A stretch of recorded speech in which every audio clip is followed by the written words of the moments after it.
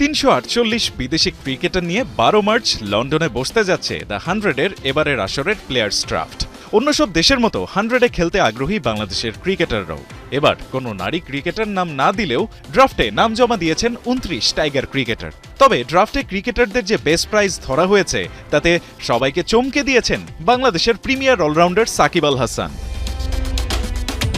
অনেকদিন ধরেই জাতীয় দলের জার্সিতে দেখা যায় না তাকে। কবে ফিরবেন কিংবা আদৌ ফিরবেন কিনা তা নিয়ে আছে সংশয়। তবুও বছরের পর বছর ধরে বাংলাদেশের ক্রিকেটের পোস্টার বয় সাকিব আল হাসানের ক্রিকেটীয় লেগেসি যে আকাশ সমান তার প্রমাণ আরেকবার মিলেছে 100-এর ড্রাফটে।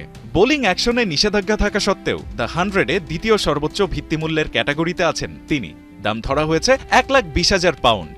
ড্রাফটে থাকা বাংলাদেশি ক্রিকেটারদের মধ্যে বেস্ট প্রাইজের হিসেবে যা সর্বোচ্চ। সাকিবের পর বাংলাদেশি ক্রিকেটারদের মধ্যে দ্বিতীয় সর্বোচ্চ বেস্ট প্রাইজ ধরা হয়েছে টাইগার ক্রিকেটের নতুন সুপারস্টার রিশাদ হোসেনের। তার বেস্ট প্রাইজ ৬৩,০০০ পাউন্ড। রিশাদের পর ৫২,০০০ পাউন্ড বেস্ট প্রাইসে আছেন বাংলাদেশের ৩ ক্রিকেটার। লিটন দাসের সঙ্গে এই ক্যাটাগরিতে আছেন দুরন্ত ফর্মে থাকা ব্যাটার তাওহিদ হৃদয় ও স্পিনার শেখ মেহেদী। ৪১,৫০০ পাউন্ড বেস্ট প্রাইসে আছেন আরও ৪ টাইগার ক্রিকেটার। তারা হলেন তানজিদ তামিম, তানজিম সাকিব, শরীফুল ইসলাম আর পেস সেন্সেশন নাহিদ রানা। নির্দিষ্ট বেস্ট প্রাইস নেই এমন ক্যাটাগরিতে নাম দিয়েছেন বাংলাদেশের আরও ২০ ক্রিকেটার, যার মধ্যে আছেন জাকের আলী অনিক, শামীম পাটোয়ারি, এনামুল বিজয়ের মতো তারকারা।